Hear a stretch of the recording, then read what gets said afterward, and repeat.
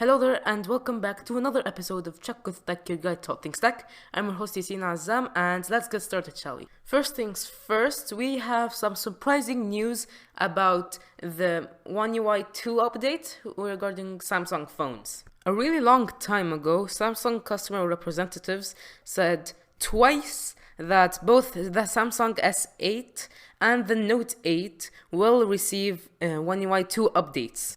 Well, I'm here to report that that is not the case and they won't. Samsung at Unpacked said that no, the S8 and the Note 8 will never receive the Android 10 update.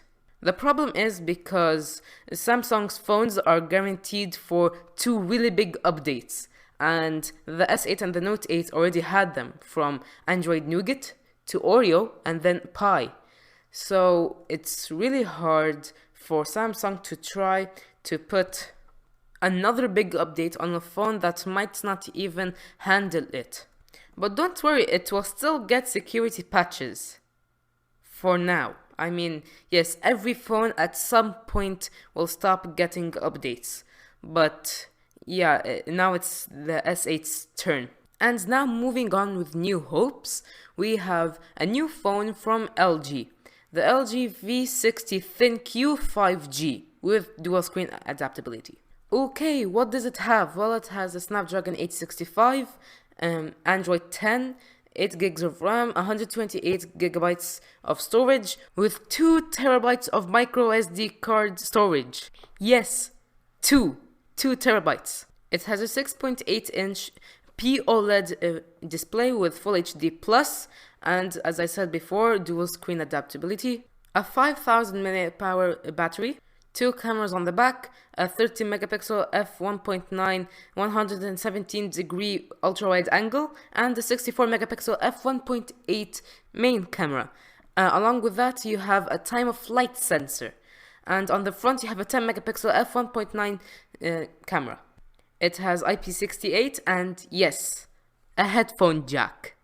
I mean, it's not really a bad phone, but it really doesn't have anything that can, attract me to that phone except for the dual screen case, which we saw earlier. I think it was the G8X and the V50.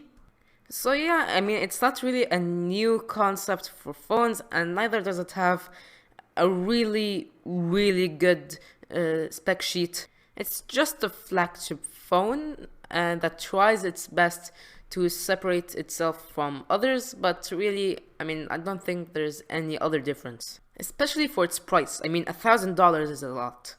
And it's going to come in 2 colors, blue and white. Yeah, I forgot to mention that.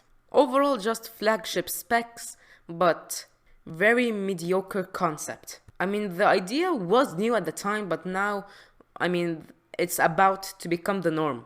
But what might become a real surprise of a phone is going to be the Xiaomi Black Shark 3 5G. Okay, side note, the 5G thing in phone names is starting to become boring. I mean, you don't have to put it in the name. Moving on, I mean, it's not really announced yet. We don't have the entire spec sheet of it. But all we do know is that it's going to be announced at March 3 and very slight details of it. I mean, of course, since it's a gaming phone, it's going to have the Snapdragon 865 and apparently 16 gigabytes of RAM, just like the S20 Ultra. But the difference here is that the display will have 120Hz refresh rate at QHD resolution. And the S20 Ultra, it was only Full HD Plus, which Samsung is working on, by the way. So this is a step up for the Black Shark for now. And it's going to have a 5000 mAh battery with 65-watt charging brick in the box. These are the only specs that we know as of the recording of this episode. And we also have a look about the design of the phone. So apparently they're going all orange this year with a hint of gray. It looks very bulky. I mean, I didn't really have the chance to try it for myself, but from the looks of it, it does look thick. Yeah, I mean, those are the only things we know as of today.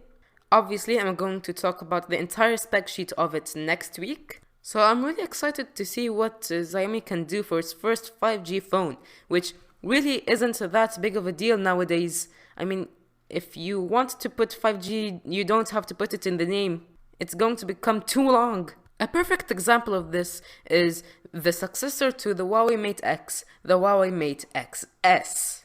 Honestly, if you held both of these phones together, you wouldn't tell the difference, but most of the changes are internal. To make the screen more durable, Huawei used actually 4 layers for the screen. 2 of them are polyamide film stuck together with adhesive, and then you have an OLED display, and then a softer polymer layer that connects it to the rest of the phone. There is a difference in processors from the Kirin 980 on the regular X to the 990 on the XS with 5G. So see, this is an example of a phone with 5G that doesn't have 5G in the name. I know I'm being mad about something so small, but trust me, it helps by removing the 5G. It has a 4500 mAh battery, 8 GB of RAM and 512 gigs of storage. You have 3 cameras, a 40 megapixel f1.8 main camera, an 8 megapixel f2.4 telephoto camera, and 16 megapixel f2.2 ultra wide camera. Next to that you have 3D depth sensor. Of course you don't need a selfie camera because you could just fold the screen and take a selfie with the rear cameras. That's what's cool about folding phones. This time the XS will be available globally for 2,500 euros. Definitely a lot. Worth it or not depends on your needs. Honestly, I feel like it's maybe $100 too expensive. Oh yeah, and I forgot to mention that, Google services is still, no, it's not in the XS. Instead to be replaced by the Huawei mobile services, which I don't think it has a competitor to YouTube or some of Google's services, but I mean, Google even recommends that you don't sideload their services onto new Huawei phones, but there might be hope. We have reports saying that Google is trying to make an exception for the US ban to allow Google services onto Huawei devices. So far the US government hasn't responded, but Google is getting risky. It's going to be hard for Google to convince the White House to still continue using Google services onto Huawei devices. But also another half of the problem is that Huawei themselves might not accept the return. So this is still a progressing topic, and if there's anything, I can tell you because this is the guide to all things tech. Do you guys know a Switch game called Ring Fit Adventure, where you hold a ring and then squeeze and pull on it, and somehow that's used as controls to play the game?